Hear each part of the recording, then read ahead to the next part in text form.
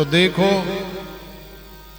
श्री गुरुदेव के चरणों में यदि हम लोग लगे रहेंगे तो वास्तव में भगवान से जुड़े रहेंगे, और भगवान से जुड़े रहेंगे तो कल्याण और मंगल तो स्वाभाविक होना ही है, क्योंकि भगवान हमारे मंगल स्वरूप है। ऐसे मंगल भवन में बैठ करके और मंगल स्वरूप भगवान गोविंद की कथा का श्रवण करके भी यदि मंगल नहीं होगा तो फिर और अन्यत्र कहाँ जाकर के हमारे जीवन का मंगल होगा। तो प्रेम से बोलो राधे। तो अपने गुरुदेव के चरणों में प्रार्थना करें। गुरु कृपा होगी तो जैसे स्वामी विवेकानंद जी ने संपूर्ण विश्व में भले ही बोलने के लिए उन्हें जीरो मिला, लेकिन ऐसा तहलका मचा दिया, ऐसा जलवा दिखाया कि सारी दुनिया न जाने कब तक स्वामी विवेकानंद जी को याद करेगी, उनका स्मरण करेगी, वंदन करेगी, एक आदर्श के रूप में अपने जीवन में अपनाएगी। तो ऐसा कैसे संभव हुआ? केवल और केवल गुरुदेव कृपा करके मुझको अपना लेना। उन्होंने भी बस यही प्रार्थना करी थी। पहले तो वो भी नास्तिक हुआ करते थे, किसी भगवान को, किसी संत को, किसी विद्वान को नहीं मानते थे, लड़ जाते थे, झगड़ जाते थे। कहाँ है दिखा तेरा भगवान, ऐसे ही पागल बनाते हो, बेवकूफ बनाते हो, दिखा भगवान। गुत्थम गुत्था हो जाती थी। कई बार तो सामने वाले के कपड़े फाड़ देते थे, अपने भी फाड़ लेते थे। भगवान के चक्कर में लड़ाई हो जाती थी। कोई गुरुजी नहीं, कोई संत महात्मा नहीं। लेकिन फिर जब गुरुदेव की कृपा हुई, संतों का आशीर्वाद मिला, तो उनका जीवन बदल गया। फिर स्वामी बन गए, फिर विवेक संपन्न हो गए। विवेक रूपी आनंद उनके जीवन में आ गया तो नाम भी विवेकानंद हो गया। और आज हम सबके, संपूर्ण विश्व के एक आदर्श महापुरुष हैं। तो हमारे जीवन में भी गुरुदेव की कृपा हो जाए तो सब कुछ संभव है। प्रेम से बोलो राधे राधे। तो हम कह रहे थे कि महर्षि वेदव्यास जी ने तो कह दिया कि लाला का जन्म वसुदेव जी के घर में देवकी मैया के गर्भ से हुआ, लेकिन हमारे जैसे मानते कहाँ हैं? अरे बाबा, आपने कैसे कह दिया? वसुदेव जी तो कारागार में थे, देवकी मैया भी कारागार में थी, तो बताओ घर में तो थे ही नहीं। अरे झूठा ही लिख रहे हो या बोल रहे हो? तो महर्षि वेदव्यास जी कह रहे हैं, भैया तुम्हारी दृष्टि में वो कंस का कारागार मैया देवकी और वसुदेव जी का घर नहीं होगा, अच्छी बात है। लेकिन विद्वानों की दृष्टि में ऐसा माना जाता है कि आदमी का सही घर माने ईंट पत्थर का कोई मकान नहीं होता है, या बहुत बड़ी बिल्डिंग या महल नहीं होता है, या जंगल में डाली हुई झोंपड़ी नहीं होती, या ट्रेन की लाइन के किनारे खींचा हुआ तंबू या टेंट नहीं होता।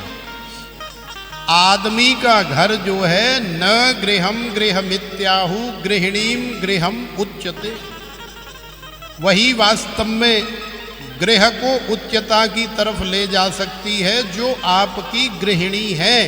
यदि आपके पास घरवाली नहीं है तो समझ लो कि आपका कोई घर नहीं है, क्योंकि ईंट पत्थर के मकान को क्या चाटोगे? 2-4 किलोमीटर लंबा चौड़ा महल बना करके दे दिया और आपको अकेले उसमें छोड़ दिया तो कै दिन काट लोगे? हरी नहीं कटेंगे भाई। मदन लाल जी से पूछ।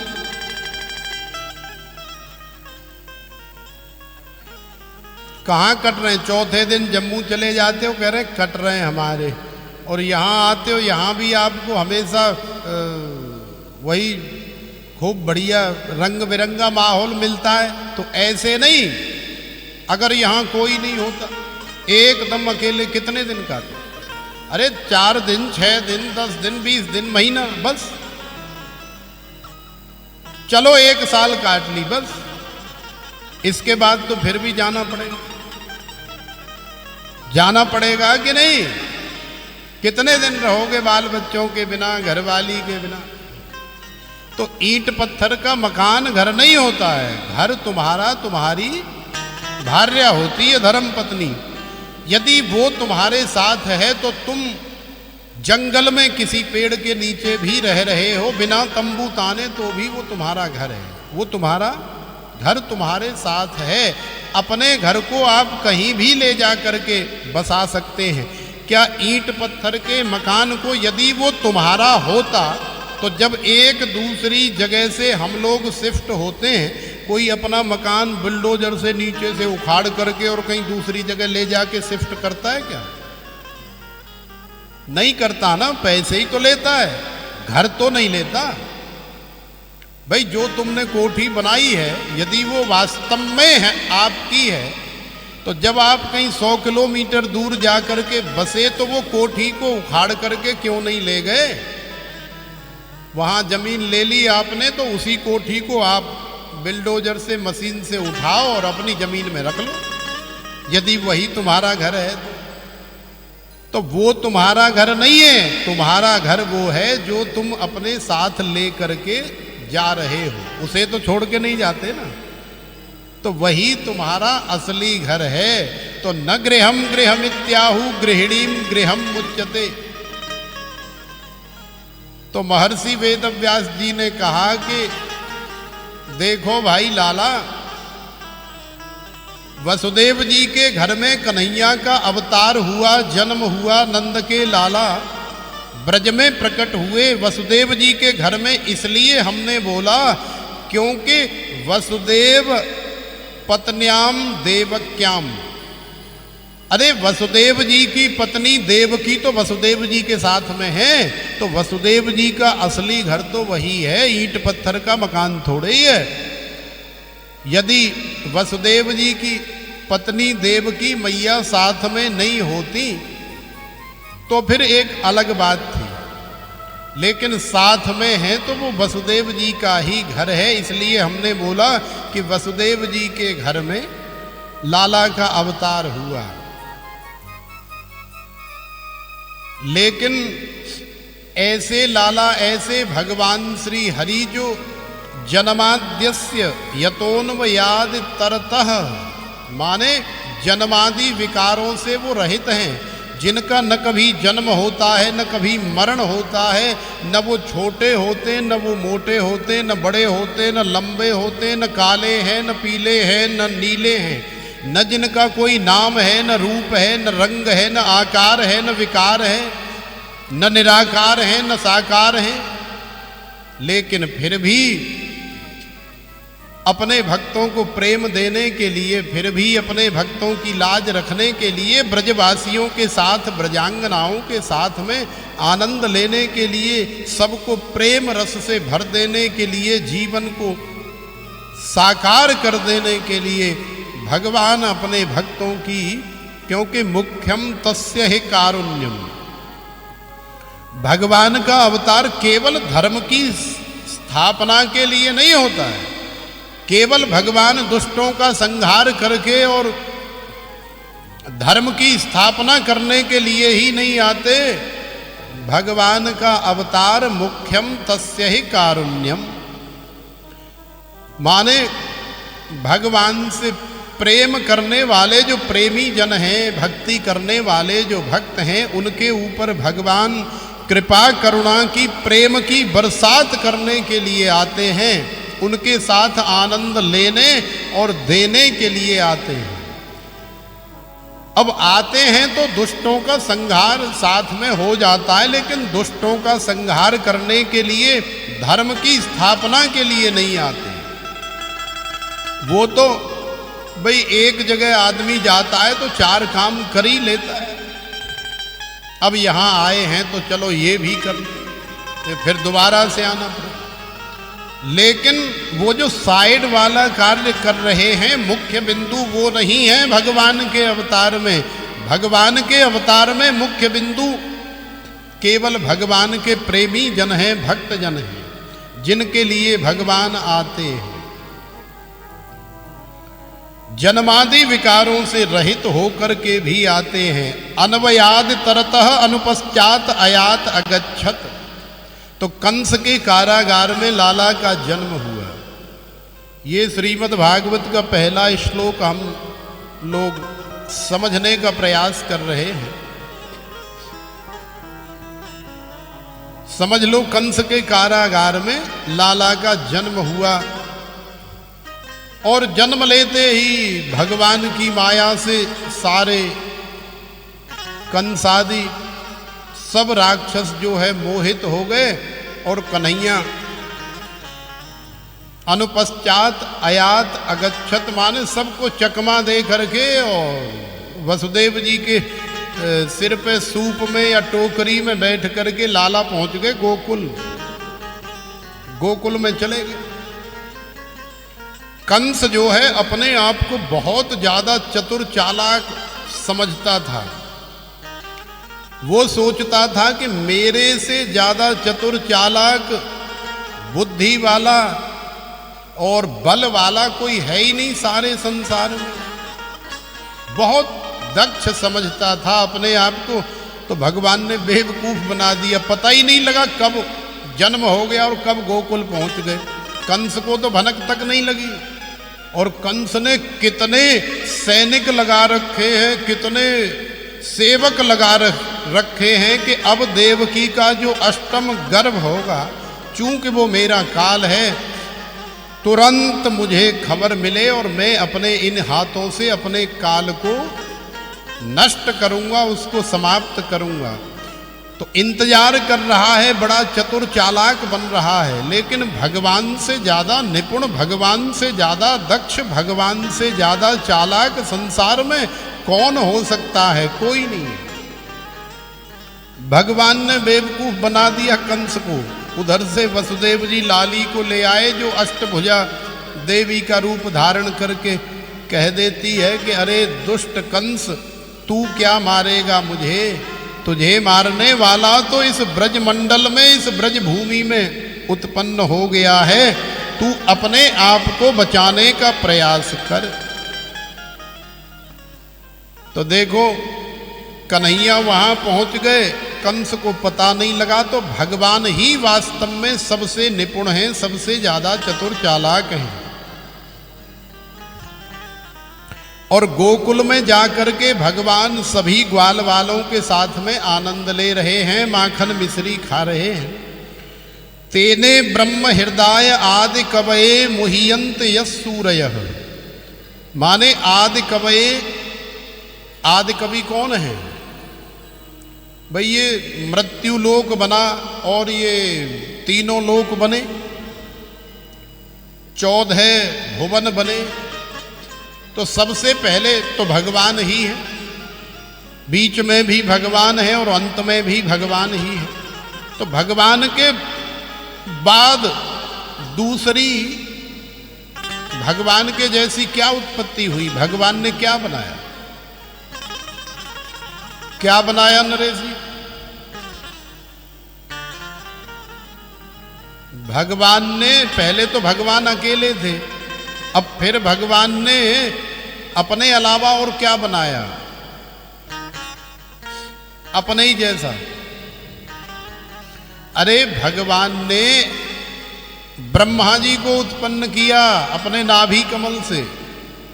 तो ब्रह्मा जी प्रकट हो गए। अपने बाद ब्रह्मा जी का प्रादुर्भाव हुआ। ब्रह्मा जी को भगवान ने अपने नाभि कमल से प्रकट किया। तो आदि कवि कौन है? आदि माने जहां से प्रारंभ हो रहा है। कहते हैं ना आदि और अंत। तो आदि माने जहां से प्रारंभ हो रहा है और अंत माने जहां समापन हो रहा है। तो आदि कवये ब्रह्मणे ब्रह्मांडम विसमापयतुम वत्स वत्सादि रूपम तेने विस्तारित वान तन विस्तारणे। आदि कवि कौन है? आदि कवि ब्रह्मा जी हैं। तो महर्षि वेदव्यास जी कहना चाह रहे हैं कि तेने ब्रह्म हृदय आदि कवये, माने भगवान जब लीला करते हैं तो भगवान की लीलाओं को देख करके अच्छे अच्छे चकरा जाते हैं, माने ब्रह्मा जी भी मोहित हो जाते हैं। कंस की तो औकात क्या है जो कंस भगवान को समझ ले। ब्रह्मा जी का नंबर भगवान के बाद दूसरे नंबर पे आता है भाई। भगवान के बाद अगर कोई सबसे बड़ी पावर है तो वो ब्रह्मा जी ही है। तो ब्रह्मा जी नहीं समझ पा रहे कन्हैया को, नंद के लाला को, तो कंस क्या समझेगा। और गोकुल में जाकर के भगवान अपने ग्वाल वालों के साथ में आनंद ले रहे हैं। बड़े बड़े सूरवीर मोहित हो जाते हैं। मुह्यंत यस सूरयः। अब सोचो कि सबसे बड़ा सूरवीर कौन हो सकता है सारी दुनिया में? अरे सबसे बड़ा सूरवीर तो केवल एक ही है, जो राम जी के साथ में लक्ष्मण जी हैं और कन्हैया के साथ में बलराम। उनसे बड़ा सूरवीर और कौन होगा? दाऊ भैया जरा से हल्की बटन दबा दें तो तुम कहो तो सारी दुनिया को ऐसे फंसा करके खींच ले। दाऊ जी ने तो जल को खींच लिया, यमुना जी की धारा को खींच लिया, जबकि जल तो ऐसी चीज है कि उसमें कितना भी हल चलाओ तो वो कोई खींचेगा थोड़े ही।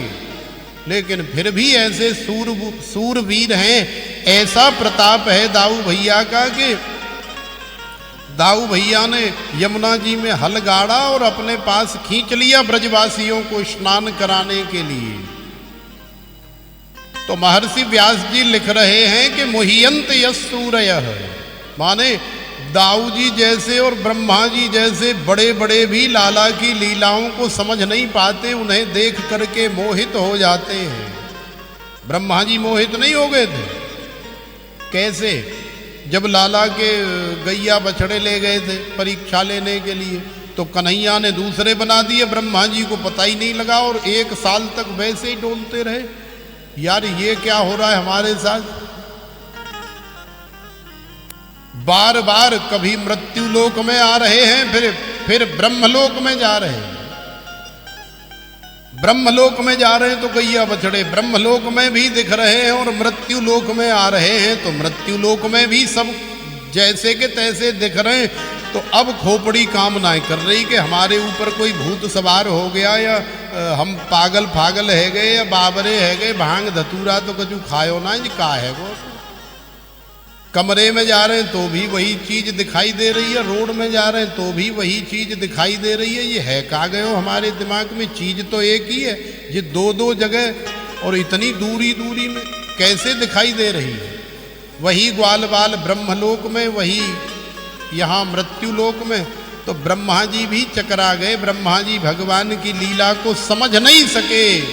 ऐसे ही एक बार दाऊ भैया को चकमा दे दिया था। दाऊ भैया भी उसी समय समझ कहाँ पाए। 1 साल बाद जब गैया मैयाओं को कन्हैया चरा रहे थे श्री गिरिराज जी में, बाबा गिरिराज की तलहटी में, तब जाकर के पता लगा था दाऊ भैया को, वो भी लाला की कृपा से।